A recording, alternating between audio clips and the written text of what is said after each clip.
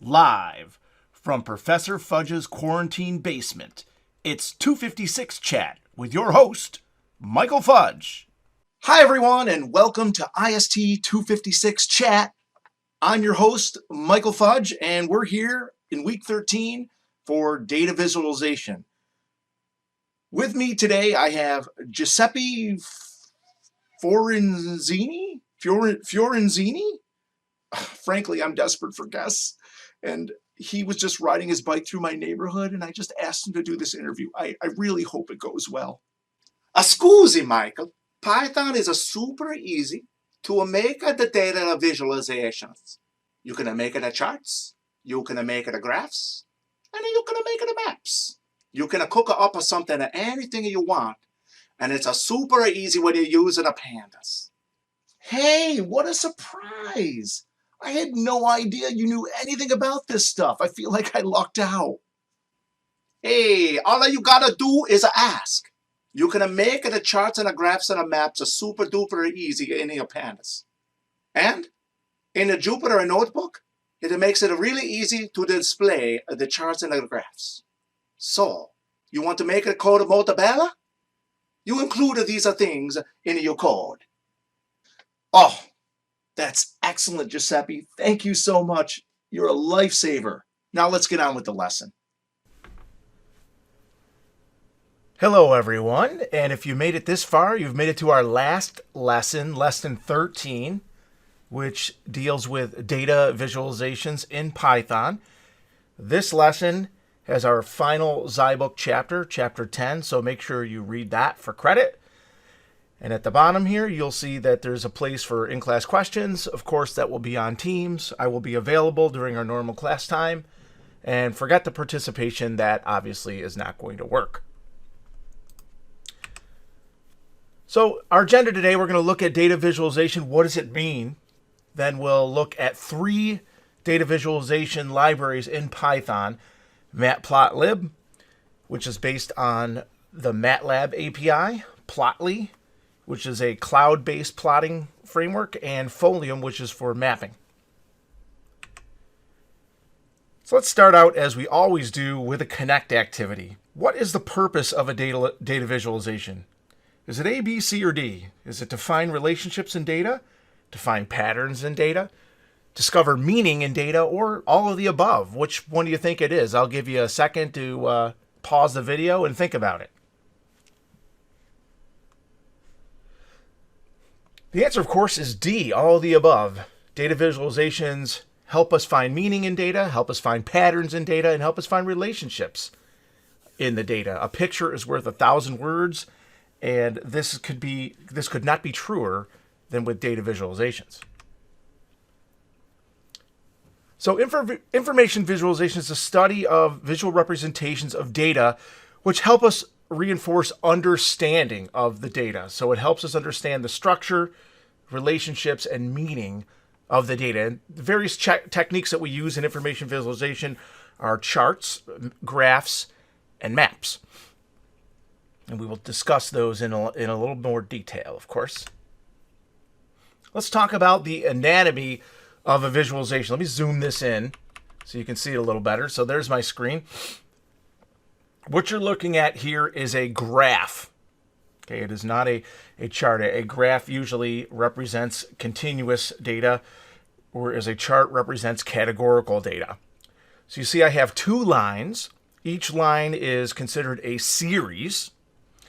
And the blue line at the top, that has 4 data points. And each data point has a label. So number 5 refers to the label on the data points. Number 4 on the visualization refers to the series. So one of the series, sales, is the top line, and the bottom line is returns. Then usually when you show a chart or a graph, you have various labels along the axes. So along the bottom is the x-axis, and along the left, that's number 2. And number 3, along the left side, that is the y-axis. And then at the top, number 1, I did these in reverse order, but it just made sense to me. At the top, you have the title of the visualization. And generally, when you make a visualization and you're going to present it to somebody else, you want to have labels on your x-axis. your y-axis, and you also want to have the visualization titled so that people know what the heck they're looking at without your assistance. So I have this. Let me zoom this in. This is a thought starter as far as what type of visualization you might want to use. And the visualizations that you choose depend on your type of data that you'd like to show. So are you comparing data? If you're comparing data, you go to the top. If you're composing data, that is, you're making it the sum of parts, for example, you go down. And then if you want to compare the relationship amongst two variables or more, you go to the left. And if you're looking at a distribution of data, you go to the right. So let me go to the left and right first, then we'll go to the top and bottoms. So if you're looking at a distribution of data, like maybe you want to see how your students scored on an exam, you generally want to use a histogram for that. So a histogram allows you to, that's this one up here, and this is a line histogram. A histogram will bucket your data, so you create a number of buckets. Like you might say, I'm going to divide all of this. I have 180 students in my class. I'm going to make 12 buckets, and then everybody is going to land in one of those 12 buckets. So the buckets would be determined automatically by the statistical distribution of the student scores. But you could have more buckets or less buckets. As the buckets approach infinity, you would get a line histogram instead. But that's basically when you want to see how data are distributed, you would use something like that. You can also use a scatter chart for that, but a scatter chart is great for doing relationships. So let's suppose you want to compare two variables to each other. Like maybe you want to compare the price of the vehicle versus its miles per gallon to determine if there's a relationship. Like the more expensive vehicles get better gas mileage. Maybe that's your hypothesis. So you might, on the x-axis, you might put the price of the vehicle, and then on the y-axis, you might plot miles per gallon, and then a dot would represent each vehicle, and then you would look at the dots and determine if there was some kind of correlation. Like if you observe this example here, this is considered to be a positive correlation. Because as you go this way, increase, and you go this way on the y-axis, increase, the dots kind of stay together as they go up. So that's to compare two variables. If you have three variables, generally you want to use something called a bubble chart, which introduces a third variable through the size of the bubble. So you might compare, for example, vehicle retail price, miles per gallon, and then maybe a third thing like, I don't know, maybe it's engine size or something like that. Okay.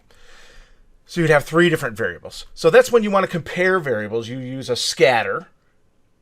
When you want to look at one set of data, but you don't want to look at all the individual points like this, you want to sort of categorize them, you'd use a distribution, a histogram. So now let's look at the easier types of visualizations that you're more familiar with. When you want to compare different things, like maybe you want to compare categories of sales of different products versus returns of different products. The products themselves, there's no relationship between like a coffee cup and an iPhone. So because of that, a line would be inappropriate. So as you compare items, you want to use something like a bar chart or a column chart. And if you have a few items, you might use a column chart. If you have a lot of items, you might use a bar chart so that you can fit more on the screen. Okay? So if you're comparing things over time, you always want to use a line chart. So in the example that I had earlier, this is a comparison over time, September, October, November, December. That's why a line chart is appropriate, because it lets you visually depict how things change over time, as opposed to a column chart, which is used to represent just categories of data, where there's no interrelationship between this particular column here and this other column over there. That's basically the idea between a column and a line chart. So again, if you're comparing things over time, line. If you're comparing categories, column. Don't use a column chart when you should use a line chart. Don't use a line chart when you should use a column chart. This is basically the number one error that rookie visualizers make. If you have multiple things to compare over time, then you use multiple lines on the line chart. Very simple. So let's talk about composition, which is at the bottom of this. Okay. So composition is where you're trying to show things as a whole, part of a whole. So generally, this can be done with either stacked column charts or stacked bar charts or pie charts. Now, there's a lot of people out there that are not fans of pie charts. My feeling on pie charts is you only use a pie chart when it is representing the sum of a whole and you really don't have a lot of vested interest in what the whole is. And I'll give you an example of that. So if I had a pie chart that showed, the black part showed the number of students that flunked the class and the white part showed the number of students that passed the class, and I show my grad class that has 20 students in it, that's very different than showing my undergrad class that has 180 students in it. One thing you miss from the pie chart is how many students. So that's why I sort of favor the stacked column chart instead. So in a stacked column chart, you'd have one column that would be very high, that's the undergraduates, and then there'd be one part shaded for the number that failed, and then there'd be the same kind of thing for graduate students, but that column would be a lot smaller because there's a lot less students. So again, that's sort of where you're going with the pie chart. So pie charts make sense, but only when you don't care about the entire seeing a visualization of the whole. You only want to see a percentage of the whole. Okay, because that's all that it can represent. Try to avoid pie charts with lots of slices in them. They just look like Thanksgiving dinner, and that's not what we want. Okay, we want simple pie charts. Okay, so that's basically it. Distribution, histograms, relationships, scatter plots, comparison. When they're categorical, you want to use a column or bar chart. When they're over time, you want to use a line chart. When you're composing, you want to use a pie chart or a stacked bar chart. That's basically the visualizations that get me through, that have got me through my career and probably going to get you through yours. Now, if you're getting into heavy statistics, there's a whole bunch of others, but that's really beyond the scope of what we're trying to do in the class, and definitely what we're trying to do today. Let's do a quick check yourself before we get into a whole bunch of demos today. So, which of these letters corresponds to the x-axis? Is it A, B, C, D, or E? I'll give you a second to pause the video.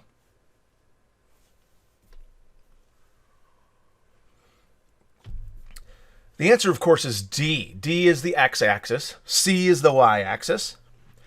E represents a data point. B is the series. There's two series here. And A represents, of course, the title of the chart. You want to have all these elements available to you when you create a visualization. Okay. So we're going to learn 3 packages today for doing visualization in Python. The classic package that is available in Python is called matplotlib, which has the same API as the MATLAB product. So if you know MATLAB, you're going to be very comfortable in matplotlib. I assume that none of you know MATLAB. It's all right. And here's the docs for matplotlib if you want to dig into it deep and really sort of learn it on your own. And one of the other visualizers we will use is something called Plotly. Now, Plotly is kind of cool. It's a plotting as a service. It's a cloud-based plotting tool. It can plot anything. It doesn't have to be in Python. You can plot things in Excel with Plotly. You can plot things in Plotly and just upload your data to Plotly if you want.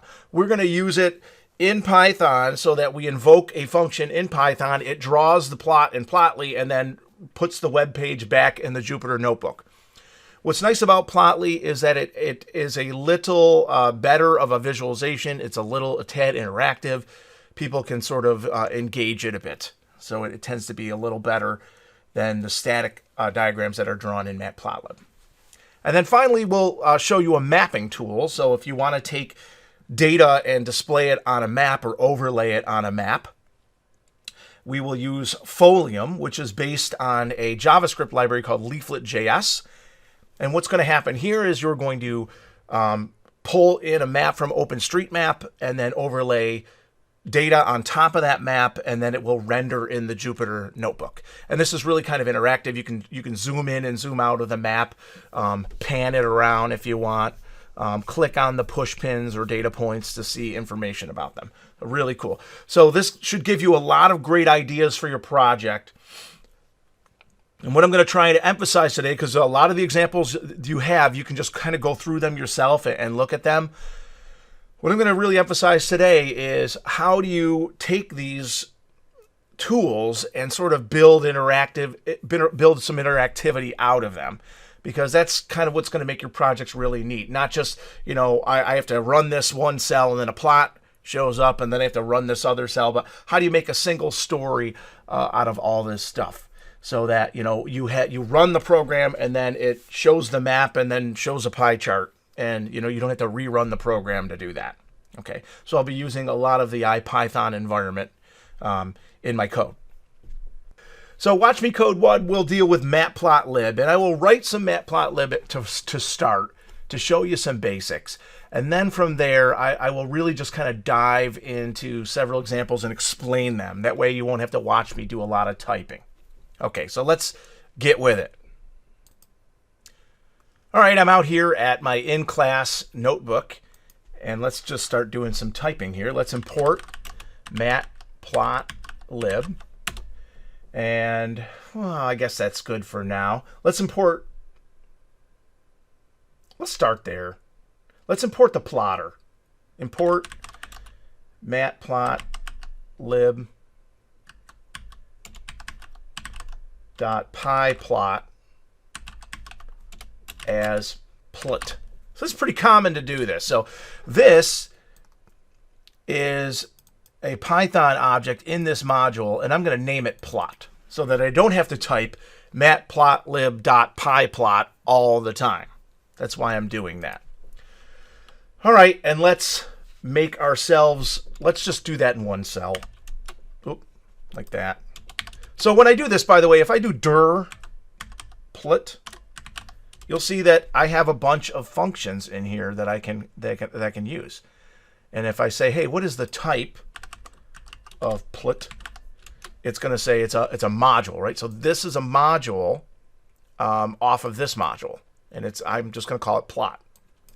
All right, so let's plot something. Let's make the x-axis some data points. Like let's do 1, 2, 3, 4, 5. Now I'm going to show you a shorter way of doing this in a minute, but just bear with me. And then let's make let's make y. Y is going to be x squared. So 1, and then 2 squared is 4, and 3 squared is 9, and 4 squared is 16, and 5 squared is 25. And now that I have that, let's plot it. Let's plot x against y. So let's say plot. Plot is the function that does the plotting, and I want to plot x against y, and then I want to show the plot. Show echoes the plot to the console. So there you go. You now see the plot in there. All right. Now let's it's not very fancy. It has all these defaults. I can't control any of the defaults. It's a certain size. There's lots to change about this. So when you see things like this, you might say, well, can I do this? What if I want to add 6 in here? I would add 6, right? And then I have to add 36, right?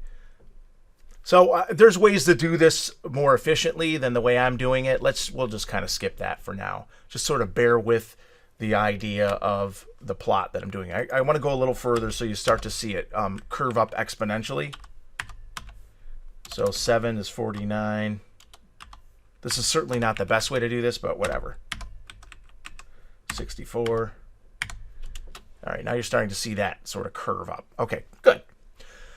So let's talk about putting some labels on here. So rather than just showing this, let's add some labels. So I can say plot, title, a line. Let's call it y equals x squared right? That's what I'm plotting, okay? Or I guess I could x times x. There, how's that? All right, and let's put in. So how do I know what to type here? By the way, plot.title. If I go down here and do dir plot, right? You know, you'll see that in here there's going to be axis, right? There's going to be a x label somewhere in here. If I keep going down, should see an x label. There's title, x label, y label, x label. Okay? So let's try these out. Ooh, I want to try xkcd. I wonder what the heck that does. That could be fun. All right, I'll come back to that in a second. Let's just get this working first. I love it when I find things that are interesting. X label, X, plot, Y, label, Y. There you go. X, Y. X squared. Now, this is kind of a, it's a great example, but I'll tell you what, plotting these is kind of boring. So let's make these more realistic. I'm going to add some better numbers in here. Just going to make this really kind of shoot up. 25, 9, 6, 9, 16, 25, 36, 50. 100. There, now it kind of shoots up. And let's just call this, Mike's stock.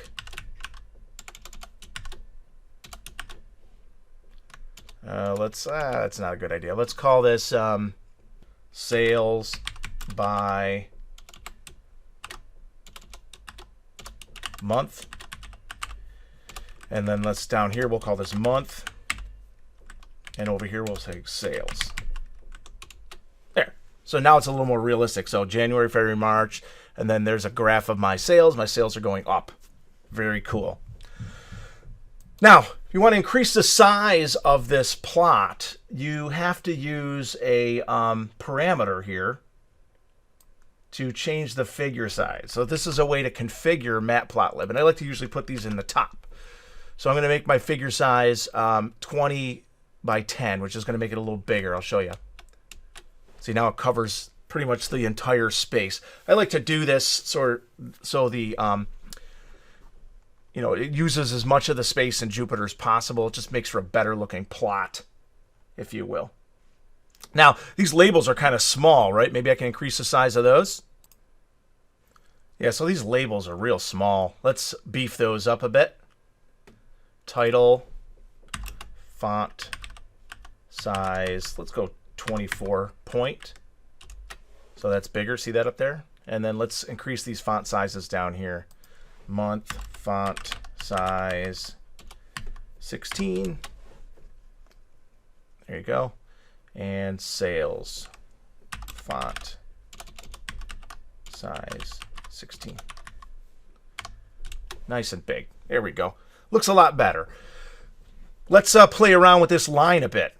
So right now, I'm just using the default plot for that, but I can change that around if I want. Maybe I'll do this. Row. I'm going to plot it with row. What's row? Red dots. This RO is a MATLAB thing. So if you know MATLAB, you're going to know these. If you don't know MATLAB, it's not a big deal. You can look at them. Whoop, it's not a G. Is it R plus? There you go. R plus. Maybe I want to do green. Green plus. Green pluses. See that? Dashes and a plus, right? So I got the plus and the dashes in there, right? Or maybe I want to use a line and a plus. Or maybe I want to do a. Can I do this? No, can't do that. Can do that. Green with dots and lines. So you can do all sorts of Really interesting stuff. Again, this is part of the MATLAB API that tells you how to use plot. But you can just stick with the defaults if you want, but it is nice to know how to add dots and things like that to your visualization. All right, let's continue on and let's do a bar chart now. I'm going to take a lot of this data and I'm just going to copy it because you don't want to watch me type. And let's change some of this information around. Now, I could just plot this as a bar. Rather than just say plot, I could say bar here. I'll take out this for now. And then boom, I get bars. Now, this is probably not, I guess you could do this as a bar, but I prefer it as a line. Maybe I don't want to plot numbers down here anymore. Maybe I want to plot labels. So let's just fool around with this a bit. Let's put in some labels here. Apples, cherries,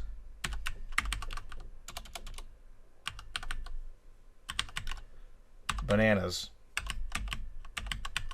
And then let's put in some sales here.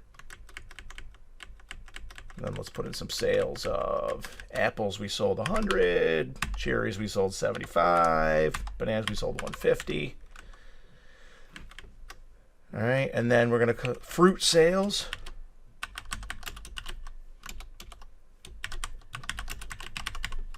Change that. And then on the x-axis I have fruit, and the y-axis I have sales. There.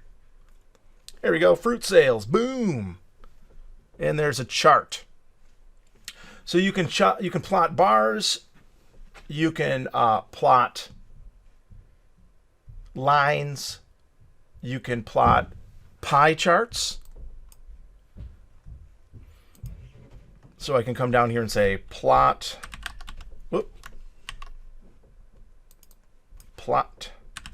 pie. And now I'm just going to just plot the values here.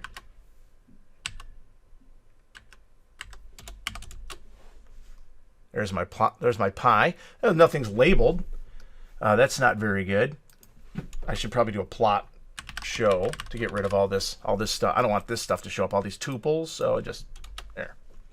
Now, where did my labels go? Let's figure that out. Because what you'll notice about matplotlib is it's easy to get this to show up. It's hard to get, make it look nice and gussied like this. So how do you figure that out, right? Well, you got to get help on plot pie. So let's do that. Help. Oh, I got to get in my cell, Mike. Help plot pie. Okay. Labels none. See that? Labels none. Let's give it some labels. Plot pie. Labels is X. There we go. There's my labels. Boom. What else can I do here? Colors none. Auto percent none. I don't know what to put in auto percent, right? So I need to go read it. Auto percent none. String or function are optional. If not none, it's a string or function used to label the wedges with their numeric value. All right, let's give it a string. I don't know. Let's try it out. This is how you learn. You try it out. I don't know. Got to close my parenthesis off, don't I? See what that does. They all get 5, so that's not good. All right, let's read a little more. It says, label will be, if it is a format string, the label will be format percent. If it is a function, it will be called. All right.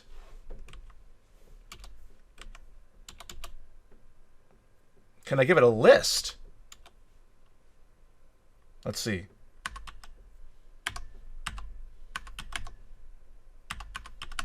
Can I give it a list? I cannot. I need to give it a string or a function that returns a string, huh? All right. Ooh, that's not good. Look at that. See? You get some crazy plots there if you you do things differently.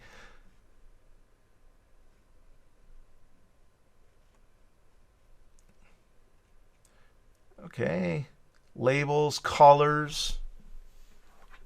Colors is an array. Auto percent. Shadow, label distance, radius. wedge props, text props. This is more than I want to mess around with a pie chart right now, so I'm going to stop. All right, I just had an epiphany. I'm supposed to give it like a format code like this, probably like percent dot 1F. There we go. 23%, 30%. Now, if I want a percent sign to show up, I have to do a double percent. Here, 23%, 38%, 46%. There you go.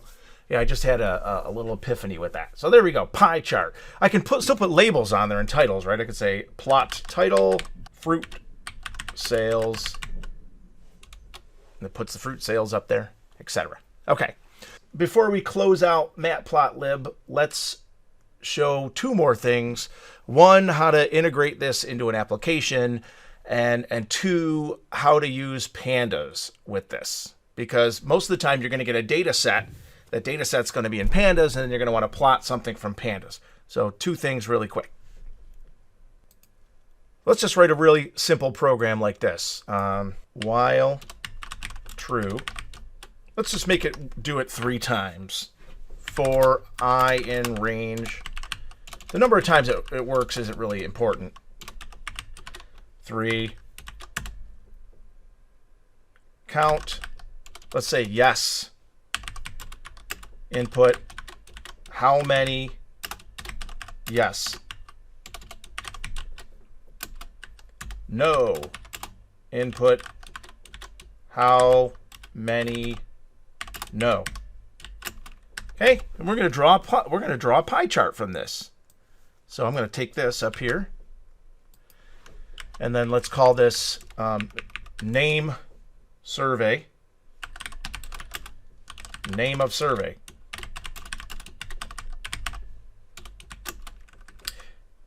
And let's make these ints. Int input and int input.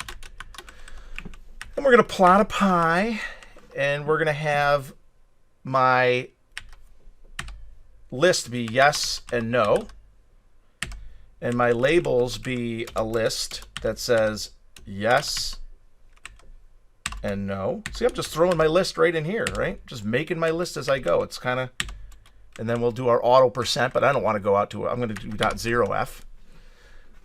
Okay, and then my title is going to be title here. And then I'm going to show my plot. I'm going to do this 3 times, and we're just going to see what we get. So let's just make sure that I'm plotting my list, and it's whatever if I type in 10 for yes and 2 for no, it's going to be 10, 2. This gets plotted. Let's try it out. Name of survey. Are you enjoying class? How many yes? Let's say 50 people are enjoying class and 150 are not. There we go. Are you enjoying class? Yes. No. And then it goes back and it loops again. Name of survey. Is it snowing where you are? How many yes? 1. How many no? 100. There you go. Another pie chart. So here's the previous one, and then here's the next one. So you can see you could build an interactive program that implements multiple visualizations in there. And that was my demonstration. That's what I wanted to show you. Also wanted to show you that when you build a pie chart, you don't have any indication of quantity, right? Like this one, you don't know how many yes, how many no. That's something that you'd need to include in there somehow, right? In your label, you'd want to include that. So I'll show you how to do that. I'll rewrite this. I'm going to make an F string for yes, and it's going to have in here yes. And then an F string for no, and it's going to have in here no. And then that's going to show not only the word yes, but the number of yeses. Let me just really quickly. Name of survey testing. Yes, 50, no, 100. And so you got a label, yes, 50, 33%, no, 100. And that's important because this is the same one, testing 2. How many yes? 1, 2. It's the same pie chart, but there was only one vote for yes and 2 votes for no. So it's the same pie, but it's good to indicate quantity with pi so that you're not misrepresenting what's happening. Okay. Now let's go into a pandas example. All right, so I saved on the typing here, and what you got here is I imported pandas, and then I'm reading in this exam scores data set that is on my datasets GitHub repository. And basically what it has is, this is a fictitious data set, but it was based on a real one that I did, where I used to keep track of students, how long it took them to complete the exam, what the exam version was, you know, how they prepared for the exam, and then what their scores were to try to figure out if there was any correlation between their letter grade and their scores. Okay, basically it. So this can be used in a lot of different ways. And what we're going to do here is we're just going to make some plots off this data versus doing what you would normally do, which is, you know, have to manually build these plots like we did up here. So one thing you might want to do is make a pie chart of study guides, right? Who used the study guide, who did not, or maybe you want to do a bar chart, right? So let's give that a whirl. Let's try that out. So what's nice about plotting in pandas is you can plot right off the data frame. The pandas has a utility function that connects the plotter to the data frame for you. So you can do something like this. You could say scores plot bar, and then on the x-axis I want to put, now I'm specifying the name of a column. So in this case, I'm going to say, pick this column, Made Your Own Study Guide. Okay, and on the y-axis, well, let's just leave it like that. Oh, I probably want to do this. I want to put a, on the y-axis, let's put student score. Now this isn't going to do what I want. This is probably a bad example to start with. Let's do this. Let's plot a bar chart. Let's plot a scatter of completion time, how long it took them to complete, to their actual student score. Let's start with that. Then I'll get into how to do the pie chart, because you have to summarize that.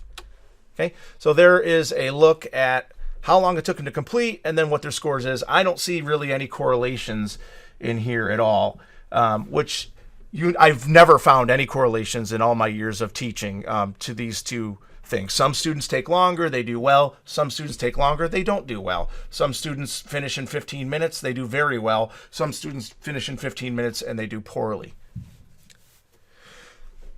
So this kind of shows you exactly what I did. Now, interesting, you can plot this all in one line here, right? So you can plot this, boom, all that in one line with no problems whatsoever.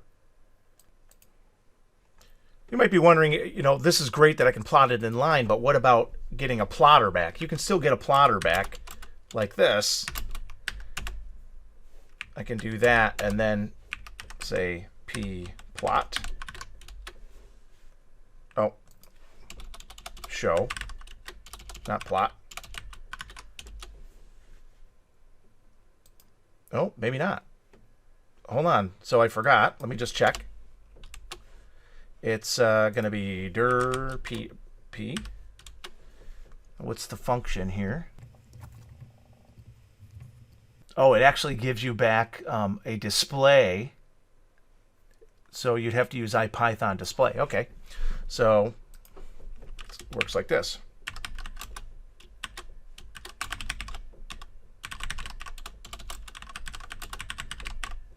Okay, let's do this. P display P. There we go. You can also set labels on there as well. I'll show you what that might look like. I can do this.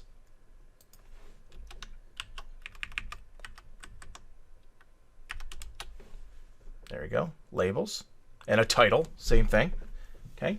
Let's do an example where I show you things that look ugly. Like maybe you want to plot all the different letter grades, right?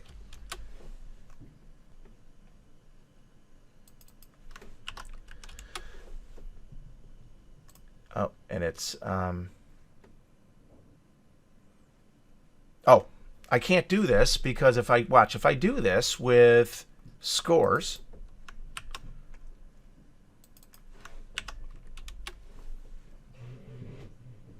oh, what I do wrong there? Oh, I got a mistake in here somewhere. Stir and int. Okay, so I can't plot this pie chart with a letter grade because these are not values these are text values. See that? So I can't do that. So I have to do a transformation. So this is pretty common. Like if I want to plot any of these values like yeses or nos, I have to do some basic transformation, and it would look something like this. So I would say let's call them letter grades is going to be a data frame. And let's build that data frame with a column called letter. And that's going to be scores letter grade. But I only want to get the value counts.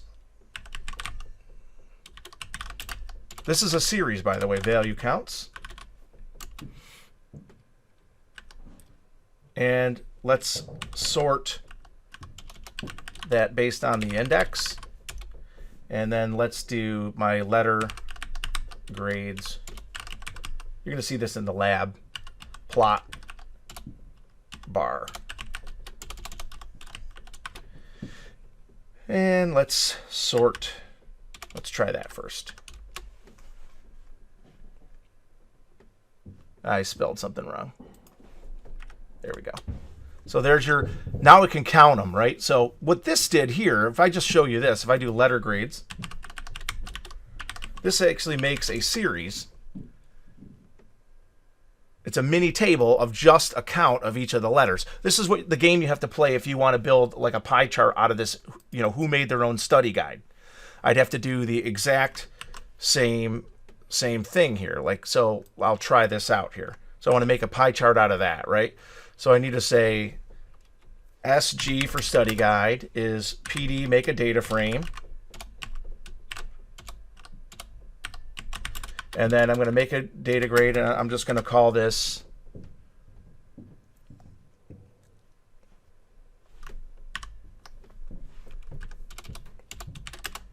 I'm going to zoom out a bit here so I can do this. I'm just going to call this SG for study guide. And we're going to say it's scores, made study guide, value counts. And then I'm going to make a data frame out of that. And then I want to sort the index. I don't even really need to sort the index because I sorted the index here so they would be A minus, B, B plus, you know. But, you know, yes, no, you don't really need to sort that. And then let me just show you what you get when you do this. I got a mistake here. Scores made on study guide is not defined. Did I get that right? Made on study guide, yeah. Let me just make sure I did that right. Scores.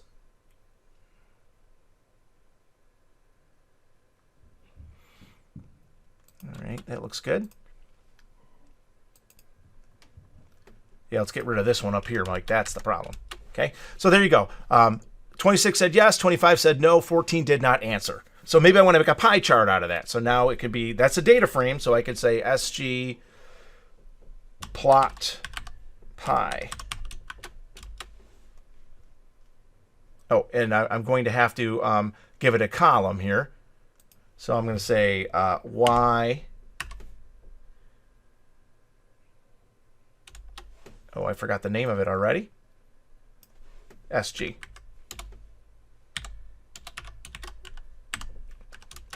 There you go. There's your pie. Yes, no, maybe. Okay, and I could follow the same techniques I did before to label up this pie like I did up there, but I'm not going to do that. Okay, so that's basically how you plot against a data frame. Again, you're just picking from the data frame the columns that you want.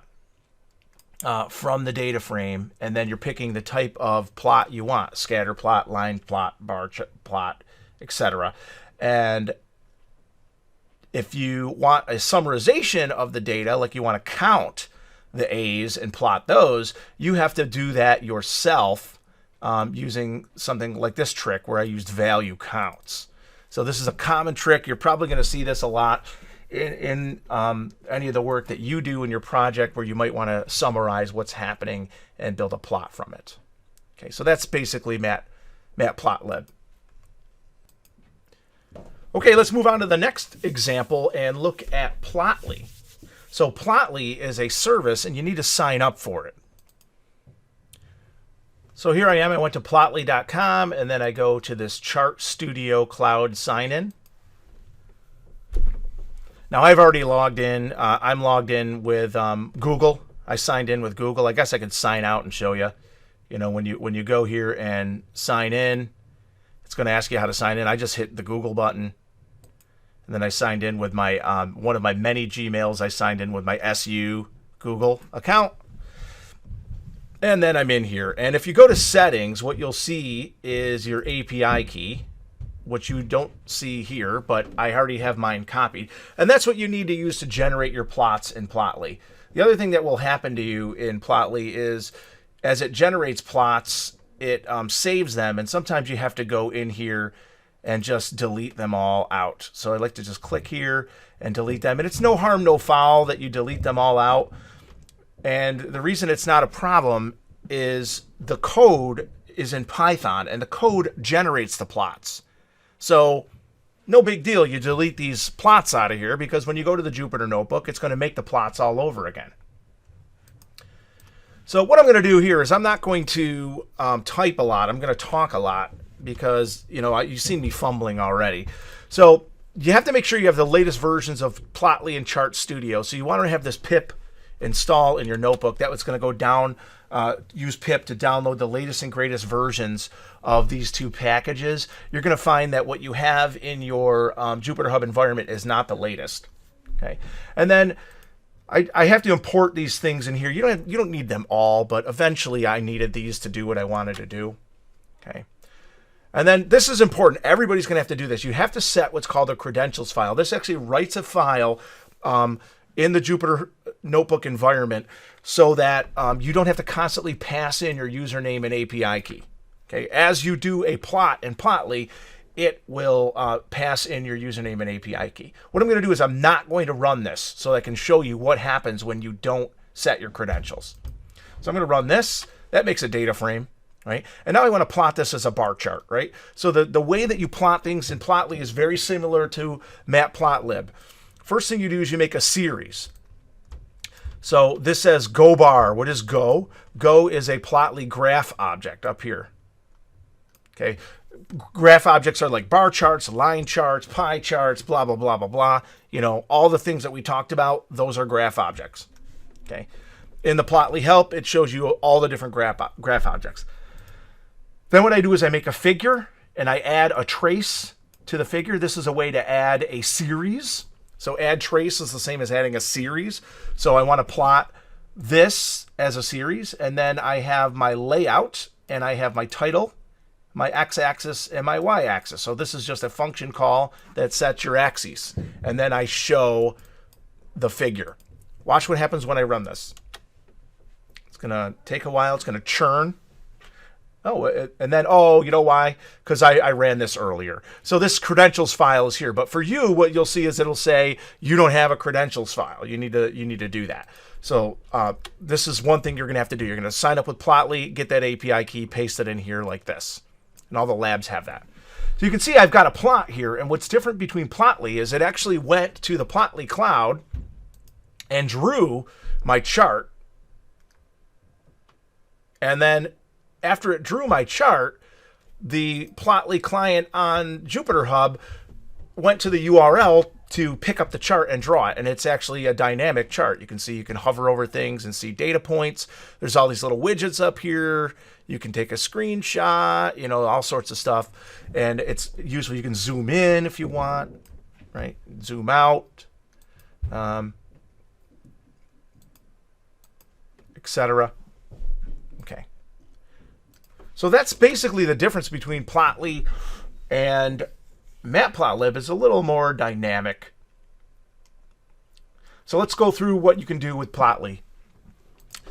So this is me plotting manually, and I can plot anything manually if I want. I don't have to plot from a data frame. I could plot, these could be just lists, and these can be a list, right? So I guess I should demonstrate that. Let me just copy this and then make another cell. And then down here, I'm just going to put X is going to be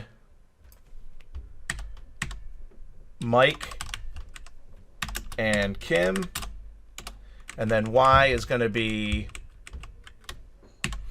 99.3 and 98.6.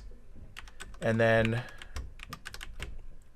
right here, this is the title is going to be our temperatures.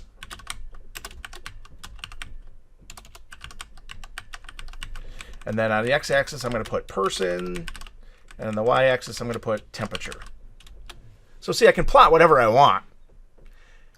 They're just lists of things I'm plotting, right? This is Mike. That's Mike's temperature. And that's Kim. And that's Kim's temperature. It just works. This example, the list I was giving it was a column in the data frame. Same idea, right? So this is how you do a plot similar to the data frame plotting that we had in matplotlib with Plotly. There's something called PX. PX is the Plotly Express plotter. Okay, now this is probably going to be the way you're going to use Plotly because it's super easy to do it. You know, not that this isn't hard. It's pretty boilerplate, right? Make your series, make your figure, add your series, make your labels, show your chart, right? This is how you do it all in one line in Plotly. So you say plot a bar, use this data frame. The x-axis is this column in the data frame. The y-axis is this column in the data frame. And that's the title. And there you go. Just like that. So here's an example of a more sophisticated plot that I'm going to do. And I'm going to do this with plain old Plotly. So I'm going to grab all this weather data. And you can see I've got, this is time series data. There's a one row for each date. And then this is the max temperature, medium, and minimum temperature. And what I want to do is I want to plot each of those temperatures. I want to plot the max, the mean, and the min. And so what I'm going to do is I'm going to make a list of the different series. I have one series that's a scatter plot of max, one that's a scatter plot of min, one that's a scatter plot of mean, and the other of min. And then I'm going to give them all different colors, red, green, and blue. Up there, red, green, and blue. And then I'm going to make my figure, and then I'm going to loop over my weather data and add a series for each one. Add a trace, add a trace, add a trace. Then I'm going to set my labels, and then I'm going to show my plot. And then I get this, which makes a lot of sense when you think about weather. It's warmer in July and it's colder in January and February. But what I like about plotting it this way is I can zoom in on a certain area and I can see, right? So like on July 27th, 2015, the average temperature was 74.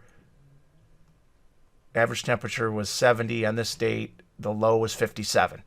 Okay, 57 in the summer. Welcome to Syracuse. That's kind of cool that you can plot like that. And that's what Plotly lets you do. And this is called a multi-series plot. Now, I don't have to do all scatters. I could do scatters and bars, right? Bar doesn't make sense here, but I could do it. Well, it probably is too many things for the bar to show, so it's like really upset. Let me see what we got here.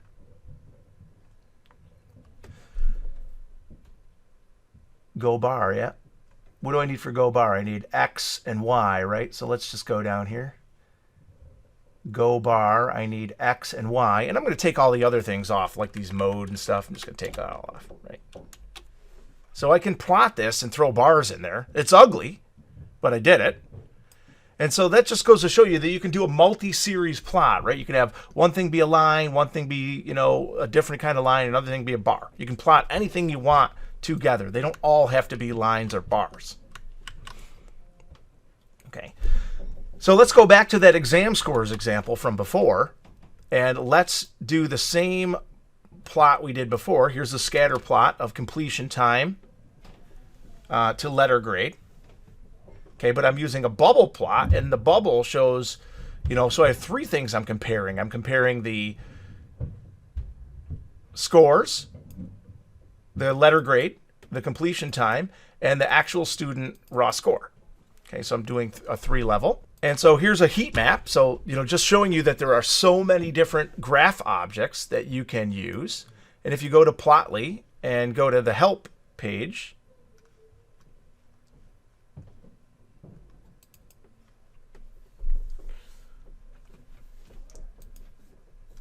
okay, this is to manually do a plot, which is not what I wanted. I'm just going to go here and I'm going to go here, watch Plotly.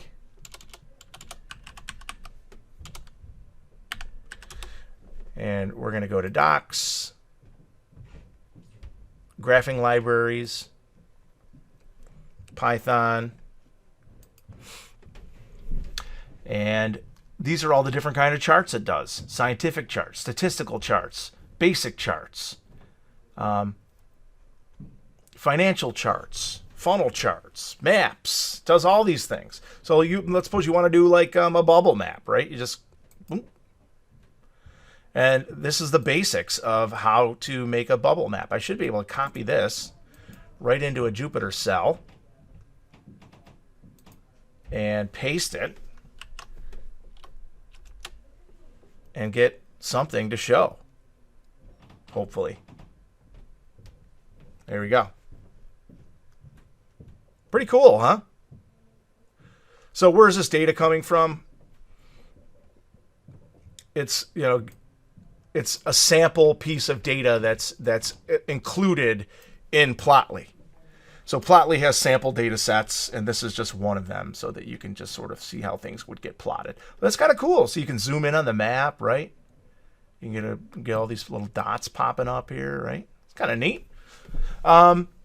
So any one of these examples that you might be interested in, you can learn about them by looking at the Plotly example. Let's do like this crazy, I don't know. I'm going to just pick, let's funnel chart, right? So there you go. So this one's just having numbers and then stages in the funnel, and then it's plotting the funnel. This one doesn't even use any other data from anywhere else. So I could easily just take this, copy it, and plot it in there and use it. Okay. So that's what's cool about Plotly. Very easy to get going. Okay, back to the example. One thing I do want to show you is I can take some data, and this is just some data on a scatter plot, right? And now what I want to do is I want to integrate this with Ipython Display so that I can put two of these charts in one cell, right? So this is very useful when you're doing your project and you just want to have all your code run in one cell, which is desirable. So what I'm going to do is I'm going to display a title called Chart 1, then I'm going to display Chart 1, then I'm going to display a title called Chart 2, then I'm going to display Chart 2. So there you go, Chart 1, there's Chart 1, Chart 2, there's Chart 2. So see that? I got two Plotlys in one cell. And I can make this interactive the same way I did before with input statements and things like that. Okay, let's get into the third demo, which is using folium. Folium is a mapping tool. I think it's a very easy way to do mapping, and that's why I like to use it in this class. I think it's one of the simpler ways that you can do some mapping. So again, with folium, you want to make sure you have the latest and greatest. So in this particular example, I'm going to run folium, and it's going to install it with pip. It's already on there, but trust me, you want to have the newer version, so just run it. And then I'm going to import folium, and then I'm going to import pandas as well. And let's start with a really simple example. Once folium gets loaded, we're going to, I just found the latitude and longitude for the center of the US, and then I'm going to create a map. I'm just going to call this M, because map is a keyword in Python. I'm going to make a variable called M, and then I'm going to create a folium map starting at the center of the US, and then that's going to be my zoom level. And that's just how far up or down you are when you display the map. Okay, and you can see I'm zoomed in pretty close, so I'm going to zoom out a bit. so that I can see the map a little better. So zooming out, see I'm in somewhere in Kansas. There we go. So I don't know what is a good zoom level to use here. This is where you just got to play around with it. That's 8. Let's try 12. That's too far in the wrong direction. So how about 4? There we go. 4 is a good zoom level. Gives me the whole country. Perfect. So let's put some pins on the map, right? So here's what we do. Here's a data set that comes from the internet that I made that has the IP address of a computer, and then it has the latitude and longitude that it did a geocoding for. You could also use the geocoder library to do this.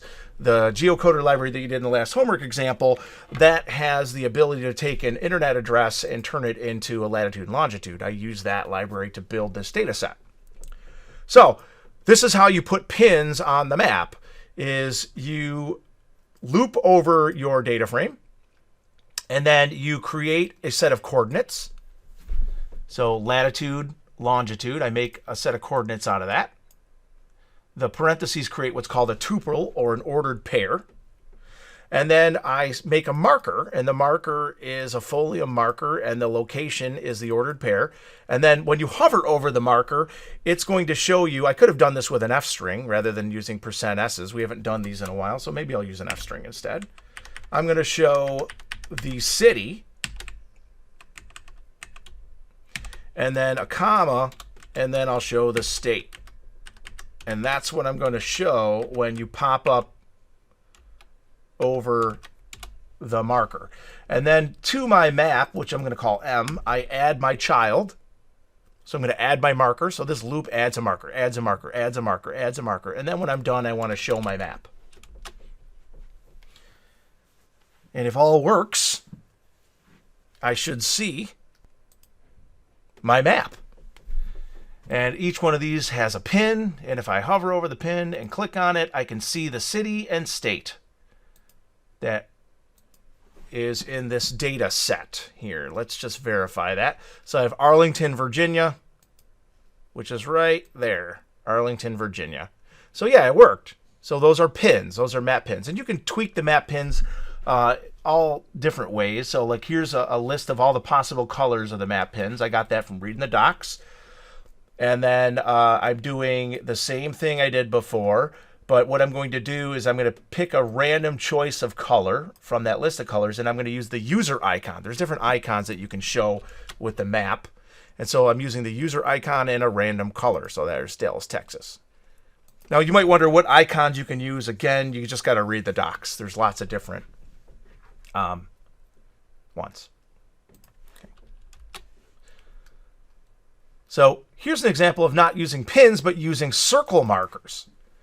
So I made another map, map 2, and I added what are called circle markers. And circle markers allow you to build a circle. And this is useful if you want to show a quantity, like you can make a bigger circle or a smaller circle. I picked the same radius, but I can make these circles be of different sizes if I want. So I could say radius, I'll show you, times random, randint. I'll just pick a random number between 1 and 5, and we'll make these radii different. See that? So now the radii are different. They're different sizes. Okay. So that's what's kind of cool about using the circle marker, is you can build circles and then make them different sizes. And this is useful when you want to show like maybe earthquakes, or you want to plot, a quantity, like, how many people are living in Florida. You can make a circle bigger. I'm going to take that random part out and just leave it to the size I had before. There. All right, so let's get on to the Choropleth. So a Choropleth is basically a cartographic overlay. So some person who we all have to thank went through and made a JSON file that has the boundaries of the state. So in this case, the Choropleth is a boundary of states. So this is the state of Alabama.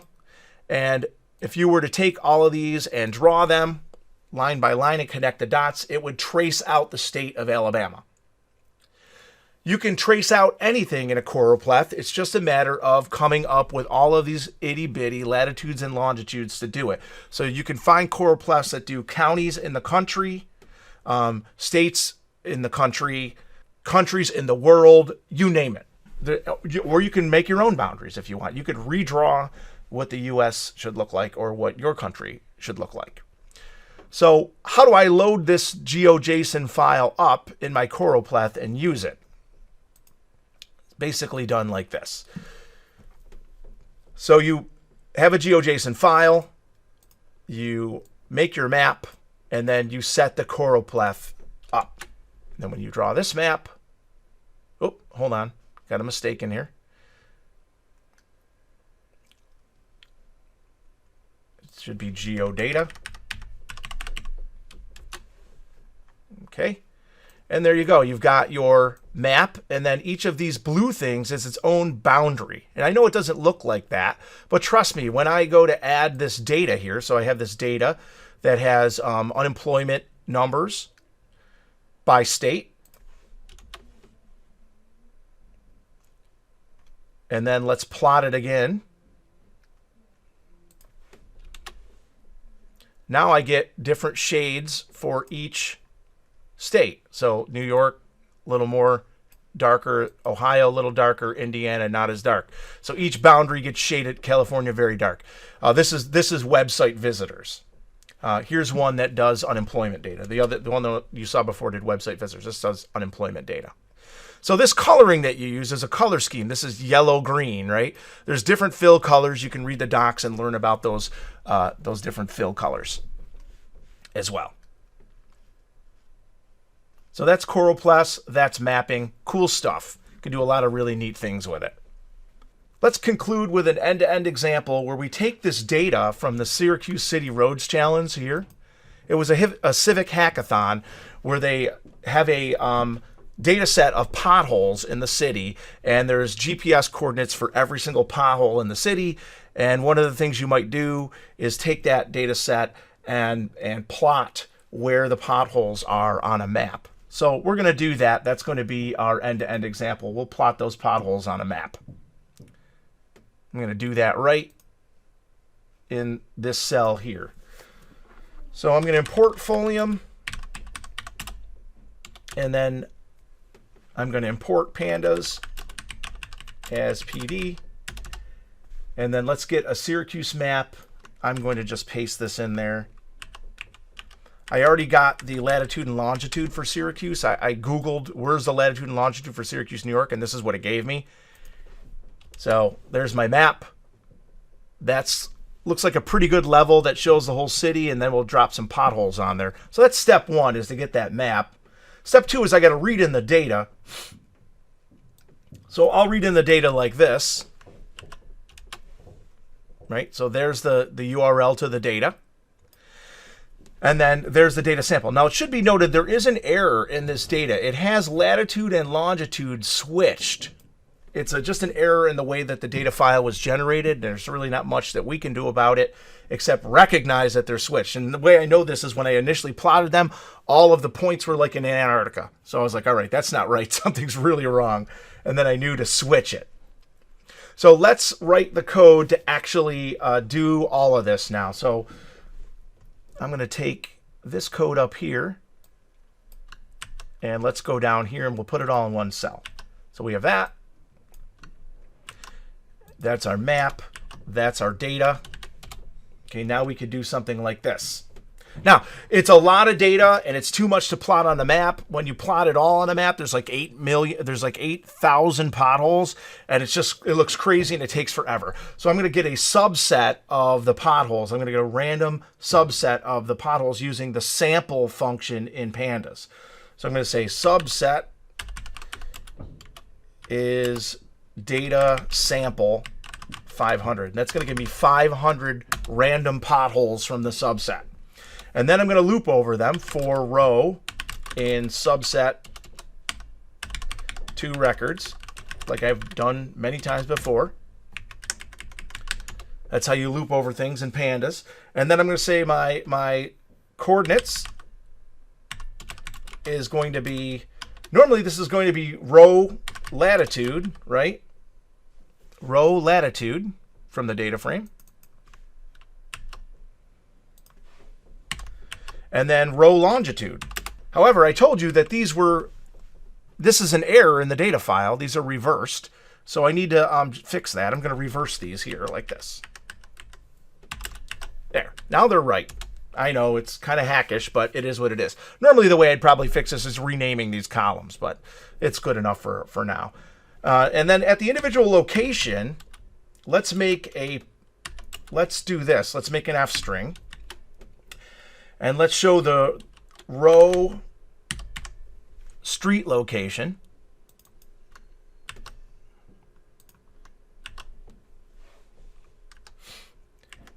And then let's put in a dash. And then let's put in the row date timestamp, so we know when that measurement was taken.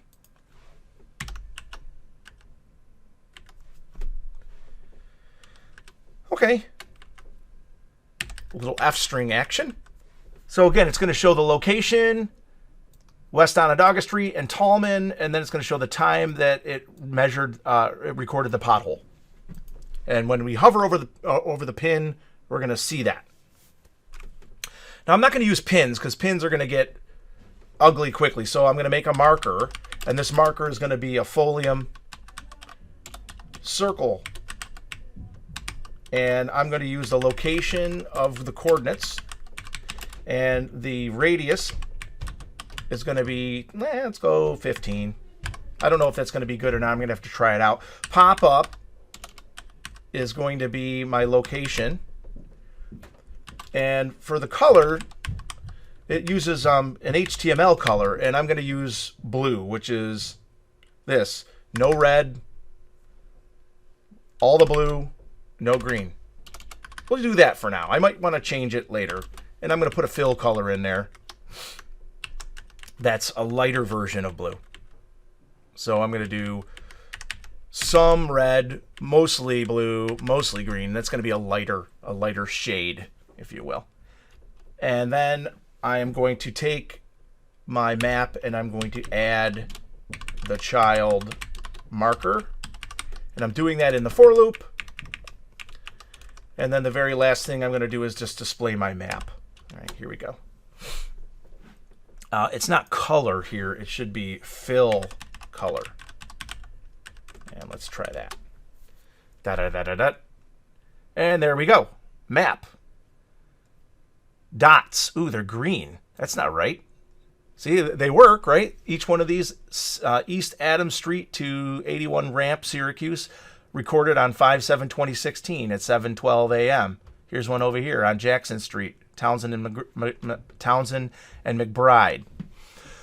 Okay, so the first thing I have a question about is what happened with my colors, right? I think maybe it's red, green, blue. Red, green, blue. So let's try that. Red, green, blue. FF means it's hexadecimal, so that means all the blue. And then let's take these fill colors and make them red. Let's make them like, I don't know, red, green, blue. Let's try that. It's a lot of experimentation if you're a guy like me and you're not good with colors. There we go. Now I'm getting blue dots. All right, that's good.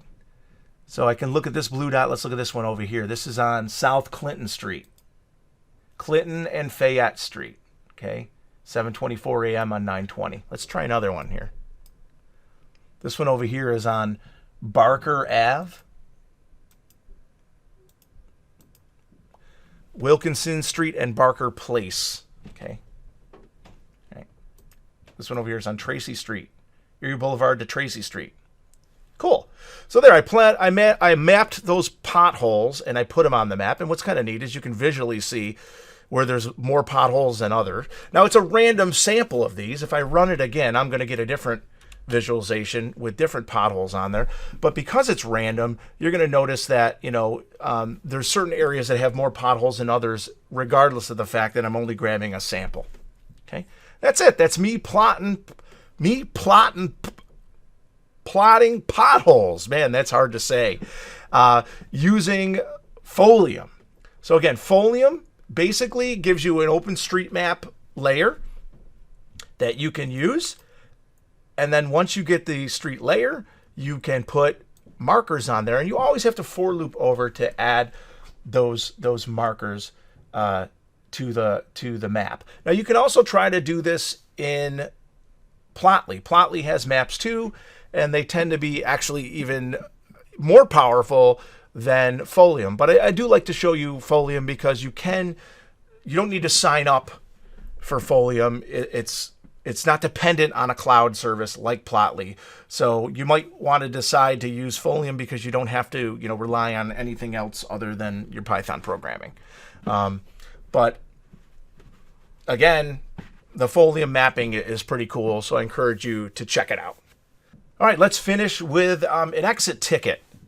There are 4 options in here. D just didn't wrap down. It's right there.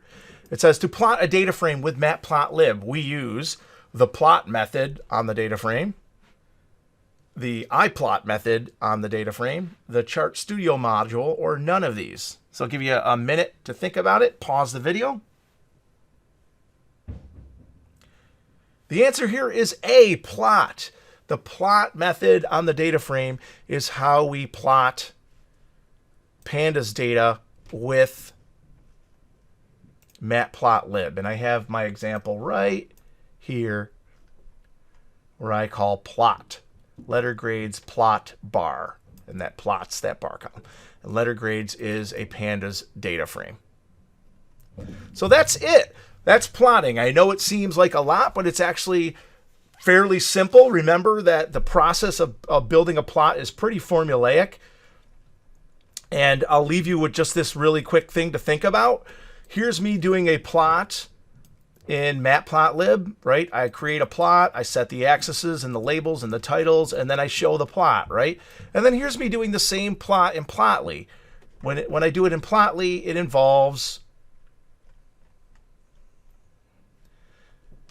creating the figure, making the data, adding the data, setting up the axes, and showing it. So it's kind of the same thing, right? There's a setup that goes with making a plot, right? It's always basically setting up one or more series, setting up the labels, and then showing the results of what you put together. That's basically it. Okay, so I'm really excited to see what kind of plots you build with your projects. This is what really is going to make your projects awesome, is that you include some kind of data element in it and then visualize that data element with these charting tools that we demonstrate on the very last week of class.